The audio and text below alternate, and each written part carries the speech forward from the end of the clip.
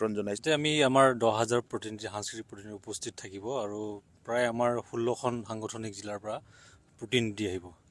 ইয়াৰ লগতে আমি উত্তৰ পূৰ্বাঞ্চলৰ যিসমূহ ইথনিক আমাৰ জনগোষ্ঠী আছে তেওঁলোকক আমি আমন্ত্ৰণ কৰিছোঁ, যেনেকৈ নাগালেণ্ডৰ পৰা, মণিপুৰৰ পৰা, তো ঠিক তেনেকৈ ত্ৰিপুৰাৰ পৰা আহিব সাংস্কৃতিক দল। আমাৰ আৰু দাঁতি কাষৰীয়া যি আমাৰ ৰাজ্য অৰুণাচলৰ পৰা তেওঁলোকৰ আদি, গালো, নিচি, তাগিন, আপাতানি যিসমূহ আমাৰ আবতানি ক্লেনৰ হয় সেই জনগোষ্ঠীসমূহ আমি আমন্ত্ৰণ কৰিছোঁ, তেওঁলোকৰ পৰা সাংস্কৃতিক দল আহিব।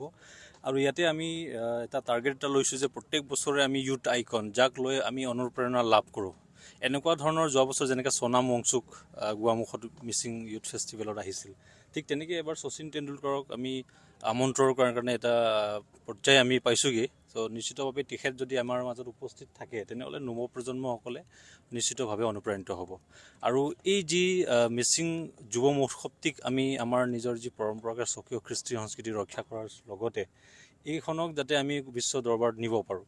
যিহেতু আমি সদায় কৈ থাকোঁ, ভূপেন দায়ে কৈছিলে যে মিচিংসকলৰ যিটো 3টা কৃষ্টি সংস্কৃতি বা 3টা বিষয়বস্তু পৃথিৱীৰ কোনো জনগোষ্ঠীৰ লগত কম্পেয়াৰ নহয় বুলি কৈছে। ঐনিতমৰ কলি, আমাৰ যি ড্ৰেছ, আমাৰ যি ড্ৰেছৰ কাৰণে বনোৱা যি তাঁতশালৰ এই বিষয়বস্তুবিলাক, গোটেই কথাটোক লৈ এতিয়া আমি সাধাৱধি বৈ থাকিলে নহ'ব। গতিকে এই 10ম সংখ্যক যি মিচিং যুৱ মহোৎসৱৰ জৰিয়তে এইবাৰ আমি এই মহোৎসৱটিক যাতে ইণ্টাৰনেশ্যনেল পৰ্যায়ত নিব পাৰোঁ, তো ইয়াৰ কাৰণে আমি য'ত পুৰণেচি চেষ্টা কৰিছোঁ।